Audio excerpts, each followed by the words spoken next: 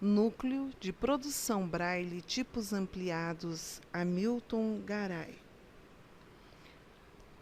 Audiodescrição de obras artes visuais. Olá, pessoal. Quem vos fala é a professora Deise de Fátima Oliveira Teixeira. Faço parte da equipe técnica do Núcleo Braille de Produção. Nós estamos muito felizes com a sua participação neste curso de Tecnologia Informacional.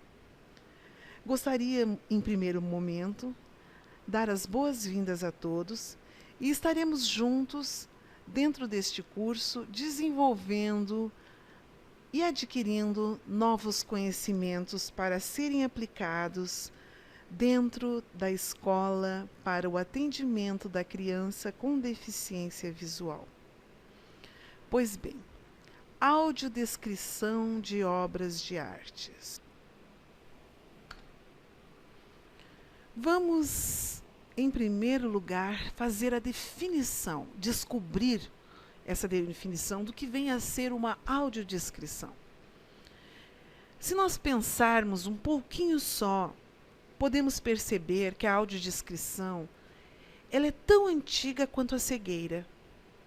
As pessoas com deficiência visual sempre dependeram de familiares e amigos que se dispuseram a realizar a descrição do ambiente onde a pessoa se encontra, das características físicas das pessoas em volta, das ilustrações de um livro, das cenas de um filme ou de uma peça de teatro. A audiodescrição, ela é a profissionalização desse contar, do contar do que se está vendo. A descrição objetiva dos elementos visuais é o que vai permitir a inclusão de pessoas com deficiência visual na vida cultural. Além do acesso, esse recurso gera autonomia, uma vez que a pessoa deixa de depender de seus acompanhantes para participar de qualquer atividade cultural. Pois bem, na teoria, o que vem a ser a audiodescrição? Como nós vemos aqui na tela, a audiodescrição pode ser definida como uma técnica utilizada para tornar o teatro, o cinema, a TV, bem como obras de arte visuais acessíveis para os cegos, seria a tradução das imagens. Mas ela é muito mais que isso. Ela é um recurso de tecnologia assistiva que se concretiza na e em uma atividade de mediação linguística. É uma modalidade de tradução intersemiótica que transforma o visual em verbal, abrindo possibilidades maiores de acesso à cultura e à informação, contribuindo para o processo de inclusão. Pois sabemos que o processo de inclusão não se restringe a somente esse aspecto, englobam muitos outros aspectos. Esse recurso de audiodescrição, ele consiste na tradução de imagens em palavras. É, portanto, também definido como um modo de tradução audiovisual, intersemiótica, como eu havia dito anteriormente. Porque o que é uma tradução intersemiótica?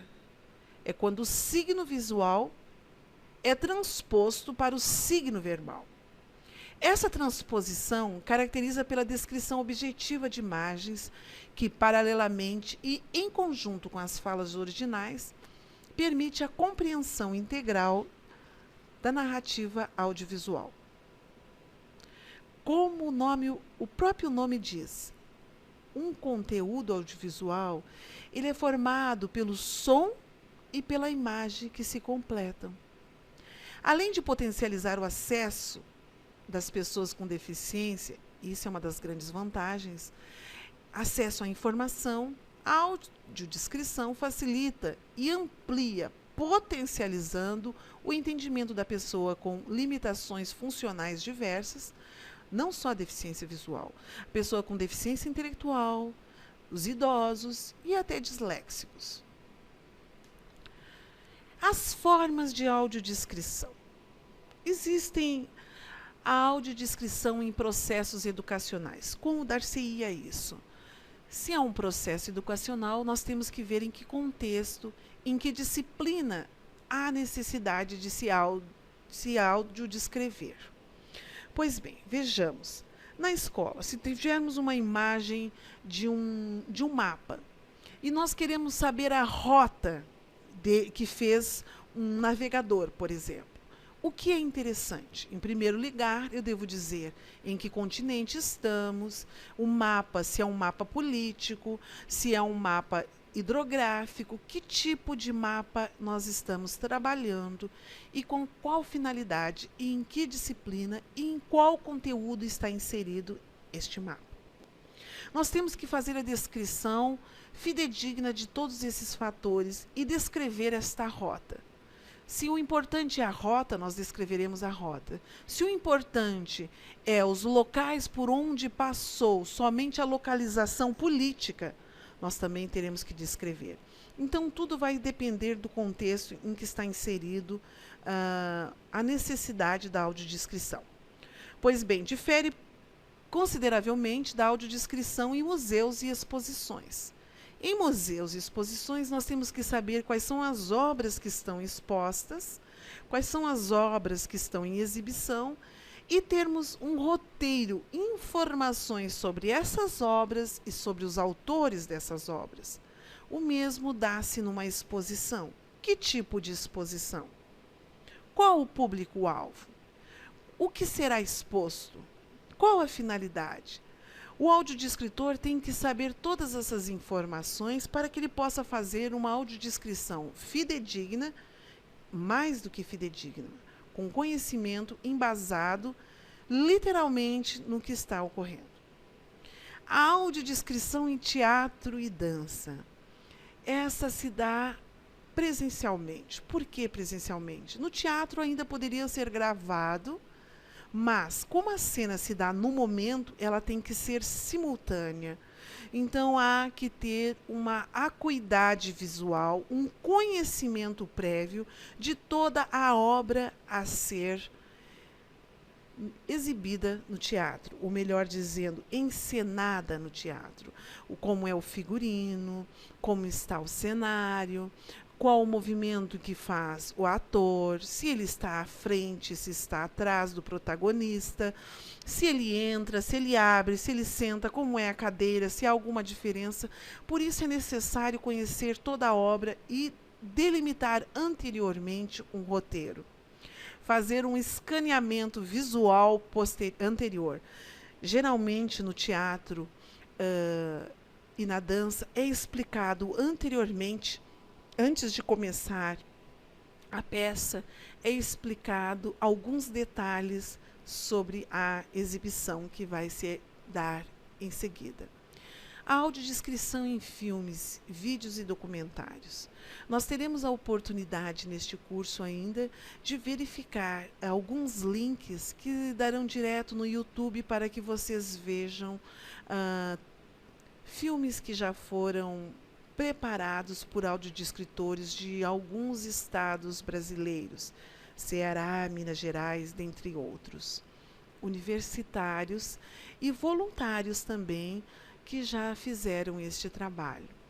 Audiodescrição em eventos e presenciais e a produção de materiais audiodescritos. O que vem a ser essa produção? Essa produção é toda a preocupação com o roteiro. A pessoa que vai fazer a audiodescrição, ela tem que ter conhecimento da obra que ele vai descrever, do evento, seja qual for a modalidade.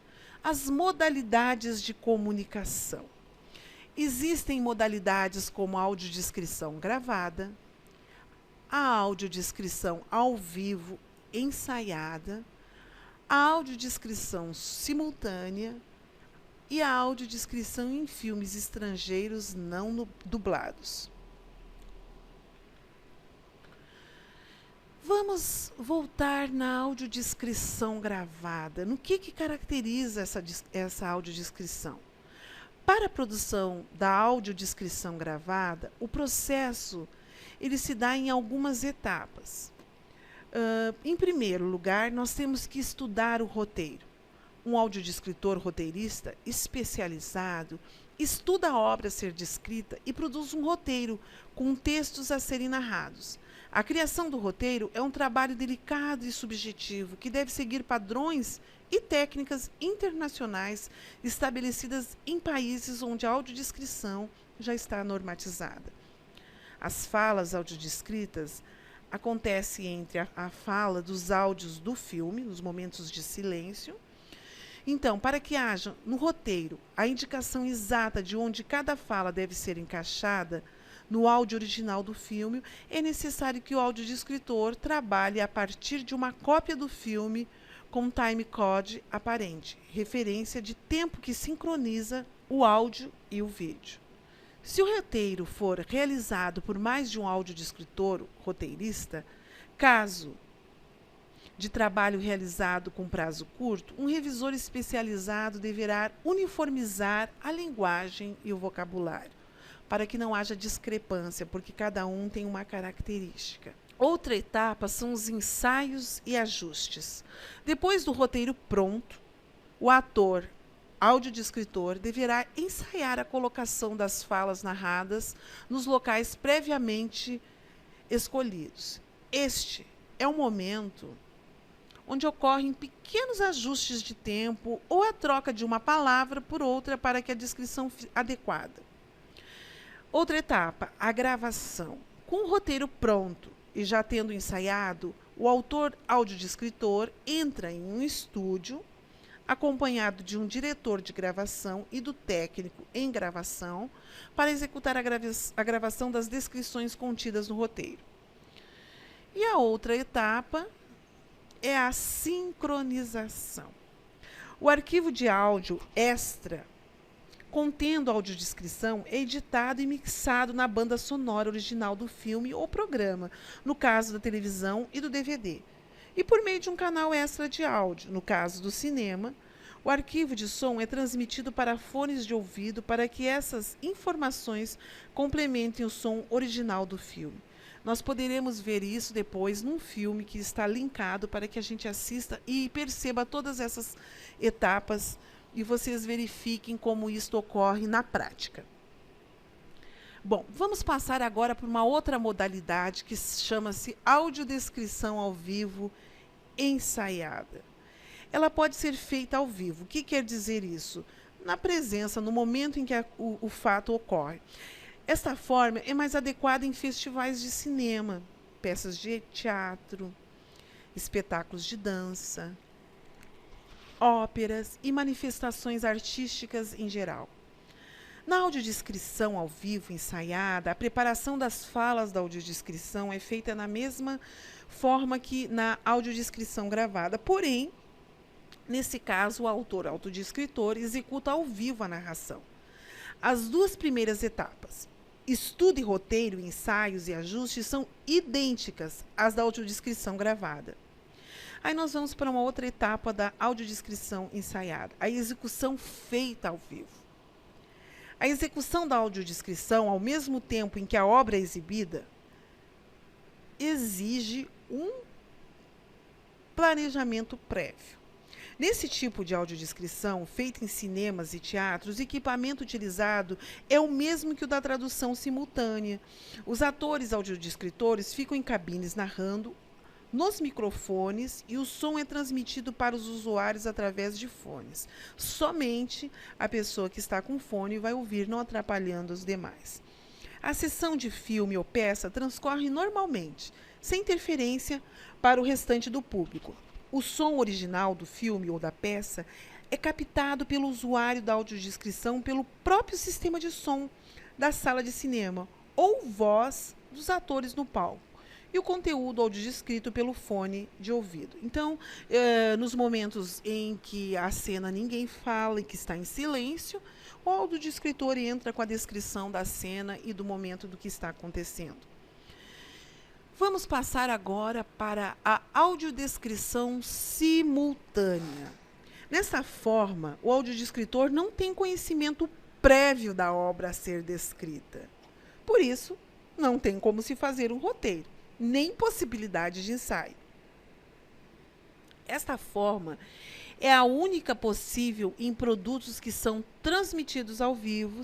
Por essa característica, a audiodescrição simultânea está sujeita a falhas e sobreposições das falas do autodescritor com as falas dos personagens, já que a obra não foi estudada previamente e que também pode ocorrer a qualquer momento um problema, um deslize que é humano e natural. O treinamento. Para que o resultado seja satisfatório, o profissional que faz a audiodescrição simultânea deverá ter como base um treinamento específico.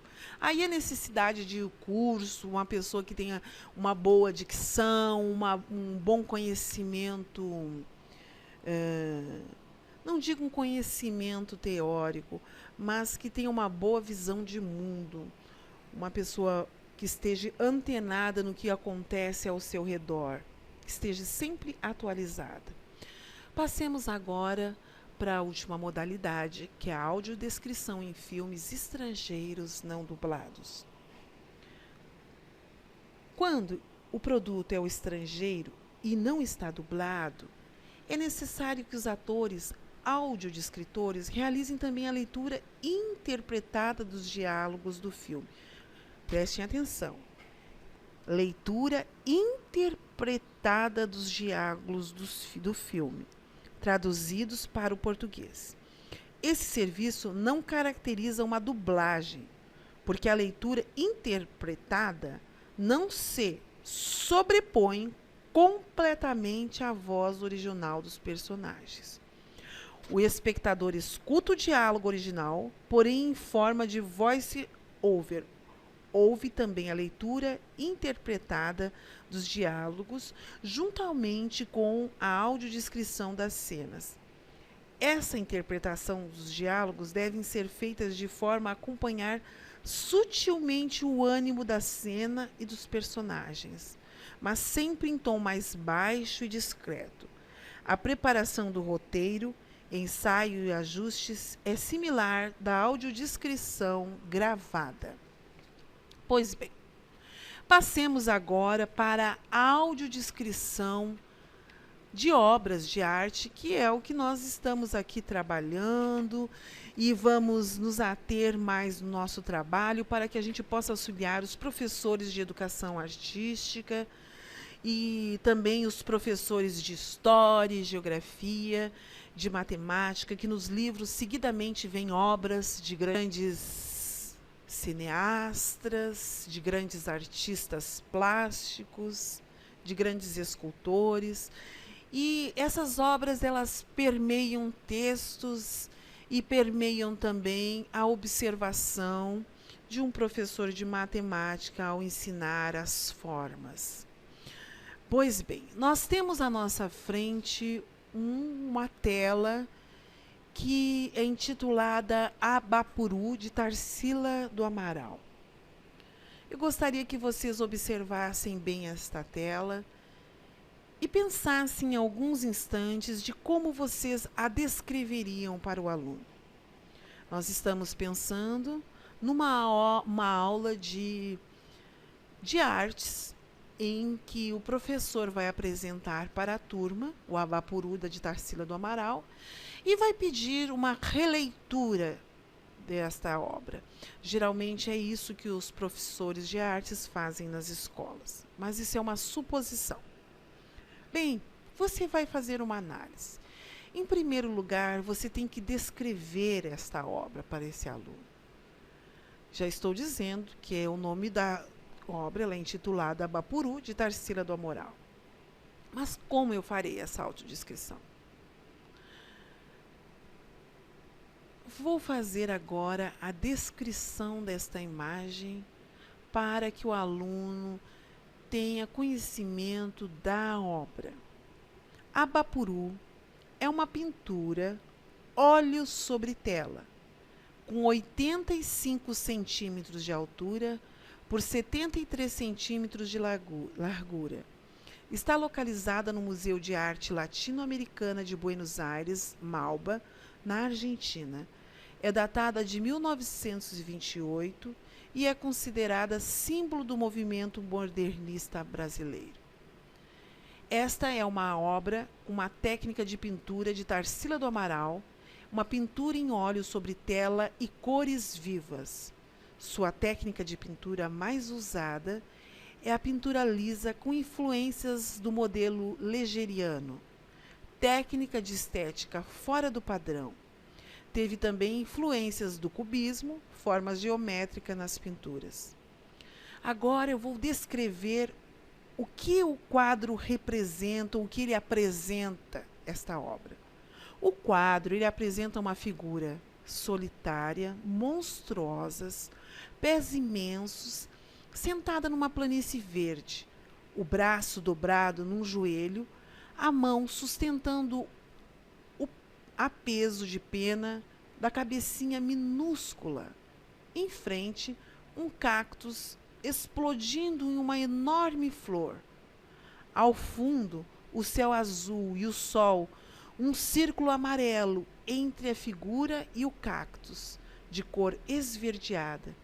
Essas cores parecem remeter intencionalmente às cores da bandeira brasileira. Agora nós vamos fazer uma observação sobre a tela, uma curiosidade. O professor deve dizer para o aluno. Bom, se nós estamos trabalhando um tempo literário, nós temos que ver em que tempo literário estamos trabalhando, que tipo de sociedade era aquela, em que momento social isso ocorre. O professor deve explicar isso ao aluno. Então, nós vamos tentar ver o que a autora quis representar nessa obra. Tarsila valorizou o trabalho braçal. Como que nós vemos isso? Pelo corpo grande. E desvalorizou o trabalho mental. Como observamos isso? Pela cabeça pequena, que está na obra. Pois era o trabalho braçal que tinha maior impacto naquela época. Essa representação, ela sugere o homem plantado na terra. É a figura de pés grandes plantados no chão brasileiro, sugerindo a ideia da terra, do homem nativo, selvagem, antropófago, como o próprio nome Abapuru indica em sua tradução do tupi-guarani, homem que come carne humana. E as cores da tela que também remetem ao nosso solo brasileiro. Pois bem, vamos passar por uma outra obra, uma obra de arte abstrata. Então, já é mais complexa a definição de uma obra abstrata. Por que mais complexa? Envolve mais subjetivismo. E quando envolve mais subjetivismo, nós temos que buscar sermos o mais fidedignos possível com a obra. Vamos primeiro fazer sobre a composição dessa obra. O nome do quadro é Composição com Vermelho, Amarelo e Azul, de Pierre Mondrian. A obra Composição com Vermelho, Amarelo e Azul é um óleo sobre tela, que mede 59,5 por 59,5. Então, ela é uma obra quadrada.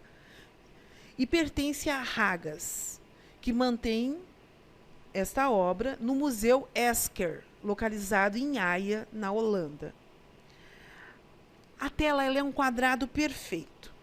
Ela exibe um cruzamento de linhas em ângulos retos na vertical e horizontal, que formam compartimentos assimétricos. Dos 8 compartimentos formados pelas linhas negras, 5 são variações de luz. Nos 2 extremos da variação do quadro, um retângulo em altura vermelho, a gente pode observar aqui, tá? E outro retângulo azul. O vermelho é quente, o azul frio. São os registros das variações brancos, quentes e frios, que culminam no retângulo em altura amarelo, a zona mais luminosa do quadro. Sem as linhas pretas, as cores se tocariam, influenciando uma nas outras. Não deve existir uma relação de força, e sim relação métricas proporcionais.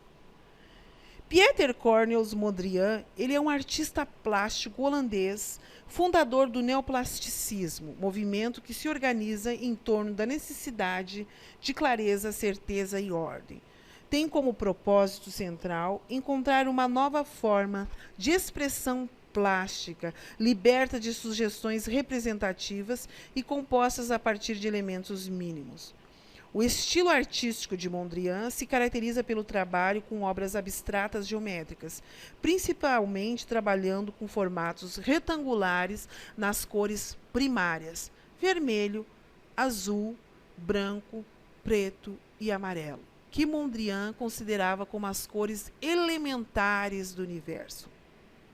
A aplicação de suas teorias conduziu Mondrian a realizar obras como Composição em Vermelho, Amarelo e Azul, em 1921, na qual a pintura é composta unicamente por algumas linhas e blocos de cores bem equilibradas. Cria um efeito monumental, apesar da escassez de meios propositalmente limitados que emprega. Bom, quando eu falo isso, quando a gente dá essa descrição, nós temos que ver que esta é uma obra que é uma das mais conhecidas deles, e que também influenciou muito a moda. Muitas roupas foram baseadas nesta arte abstrata. Ela foi uma obra muito copiada, e ela continua a inspirar até hoje a arte, o design, a moda, a publicidade. Eles se apropriam como design, sem necessariamente levar em conta a sua fundamental e filosófica recusa à imagem. Ele se recusa à imagem, mas ela é uma obra extremamente conhecida. Os blocos de cor pintados de modo fosco, distribuídos assimétricos, reforçam a ideia de um movimento. Pois bem, pessoal, essa foi feita uma descrição de uma obra abstrata. Vamos passar agora para a descrição de uma escultura, um busto, que é intitulado Busto de Nefertiti, de Tutmés. Busto de Nefertiti de Tutmés. É um busto que tem quase 3.400 anos. Ele mede em cerca de 50 centímetros de altura. Ele foi encontrado em estado quase perfeito. Somente os lóbulos da orelha estavam lascados. Tratava-se de uma obra inacabada. A prova disso encontra-se no olho esquerdo da escultura, que não tem a córnea incrustada. Supõe-se que essa teria desprendido quando o busto foi encontrado, mas estudos posteriormente revelaram que esta nunca foi colocada por motivos místicos, para não causar inveja aos deuses do Egito. O busto de Nefertiti foi trabalhado em várias etapas sobre uma base de pedra calcária, coberta por capas de estuque de diferentes espessuras, e tem fissuras nos ombros, na zona inferior e na parte traseira da coroa. A imagem do busto é alongada, o rosto é muito simétrico, com maçãs proeminentes e nariz perfeito. A pele é delicada e morena, sem marcas de expressão ou rugas. Olhos bem marcados e delineados com maquiagem escura. Boca suave, no tom da pele. Na cabeça, aparentemente raspada, era um hábito muito comum entre os egípcios antigos, está situada uma coroa azul, símbolo da nobreza. No colo apresenta uma gargantilha que circunda todo o pescoço, colorido e com motivos gráficos. Num contexto geral, a escultura exibe uma expressão de jovialidade e com um padrão de beleza equivalente, se não superior, ao das mulheres mais belas da época. Nefertiti, ela era mais conhecida como Rainha do Nilo. Foi uma rainha da dinastia do Antigo Egito, esposa principal do faraó Amenhotep IV, mais conhecido como Akhenaton. O nome Nefertiti significa a mais bela chegou. Vocês observarem que com todas essas descrições nós podemos dar uma aparência mais fidedigna à obra, né? Porque geralmente só vem assim busto de Nefertiti de Túnez, esposa do faraó Amenhotep IV. Essa geralmente é a descrição que vem nas obras. Veja quanta riqueza de detalhe é perdida para o deficiente visual. Como ele vai descrever lindo se ele não sabe de que maneira é esse lindo? É lindo para quem está vendo, subjetivo. Como é esse lindo? O que é esse lindo? De onde vem esse lindo? E por que é considerado lindo, né? Bom, tem algumas curiosidades sobre esse busto que nós poderíamos narrar, que a gente pode buscar na internet, em livros de história, e relatar no momento em que está se colocando essa obra para que torne ela um pouco mais interessante para o aluno com deficiência visual. Vamos fazer aqui agora uma rápida descrição da arquitetura da Basílica da Sagrada Família de Gaudí. Essa é uma visão frontal da Sagrada Família com a fachada da Natividade. Esta fachada apresenta uma decoração exultante, onde todos os elementos são evocados da vida. Centra-se na faceta mais humana e familiar de Jesus, com uma ampla profusão de elementos populares, como ferramentas e animais domésticos. Está dividida em 3 pórticos, dedicados às virtudes teologais. A virtude teologal da esperança está à esquerda, da fé está à direita e da caridade no centro. Com a porta de Jesus é terminada pela árvore da vida. A fachada culmina nas torres campanário dedicadas a São Matias, São Judas Tadeu, São Simão e São Barnabé.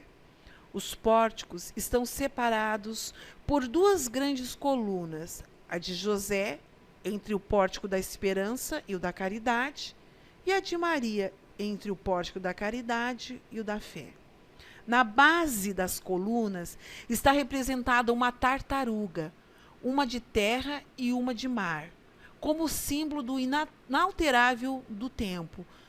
Os fustes erguem-se em espiral, enquanto os capitéis são em forma de folhas de palma, das quais surgem cachos de tâmaras cobertos de neve pelo inverno, data da Natividade de Jesus, que dão apoio a 2 anjos com trompetes que simbolizam a Anunciação, em contraste com as tartarugas de ambos os lados da fachada. Situaram-se camaleões, símbolos da mudança. Ela é a Basílica da Sagrada Família, ela é um grande templo católico da cidade de Barcelona, na Espanha. Ela foi desenhada pelo arquiteto catalão Antônio Gaudí. É considerado por muitos críticos como a sua obra-prima. É expoente da arquitetura moderna. Financiado unicamente por contribuições privadas, o projeto foi iniciado em 1882 e assumido por Gaudí em 1883. Pois bem, pessoal, nós poderíamos descrever muito mais coisas sobre a fachada, o estilo, mas a gente sempre tem que se ater ao momento e qual é a nossa finalidade e objetivo. Isso são obras sacras. Nós temos também aqui, mais à frente, vocês podem ver no próximo slide, a Pietà, né?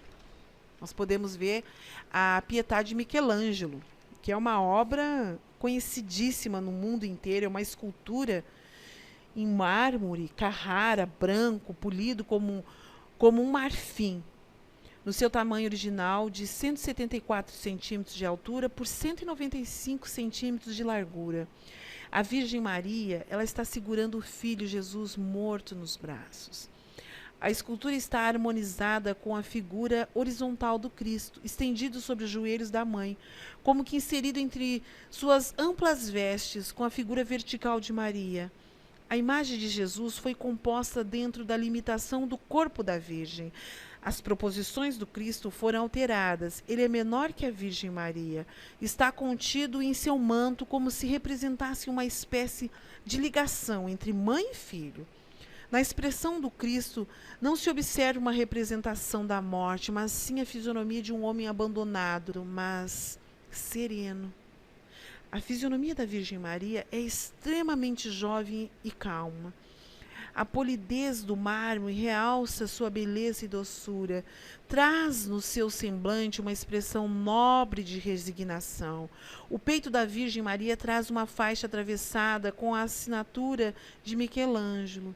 A mão direita da Madonna, que sustenta com força o corpo inerte, tem os dedos abertos, evidenciando as costelas do Cristo. O braço direito deste, por sua vez, aponta para o achado. O achado está contido em uma forma triangular na porção inferior da escultura. Um dos lados desse triângulo é formado pelo dorso, a região glútea e a coxa direita de Jesus. A panturrilha, o pé direito deste, compõe o segundo lado. O terceiro é constituído por uma linha sobre o manto da Virgem, um pouco arqueada, que começa nos pés do Cristo e se eleva até a extremidade esquerda da estátua. Nesse triângulo encontra-se a representação do corte frontal do hemitórax direito. Abaixo do pé direito de Jesus se observam nas dobras do manto duas costelas seccionadas. Vocês viram que também eu empreguei um pouco de emoção nessa narração. Pois bem, agora vamos para as artes cênicas. Nas artes cênicas, vocês encontrarão links para ver como é feita uma audiodescrição nas artes cênicas, nos filmes. Nós temos a audiodescrição do Teatro Vivo de Clenir Frank. Vocês cliquem no link e assistam para que vocês tenham mais noção. Temos também de uma charge e de quadrinhos. Bem, pessoal, por enquanto é só. Desejo que vocês tenham apreciado esta aula e que vocês busquem nesses links assistir para ver como é realmente que tudo acontece e como fica depois de pronto. Espero que vocês tenham gostado e busquem mais informações para que vocês possam estar com um conhecimento bem maior do que vocês começaram. Bye, bye!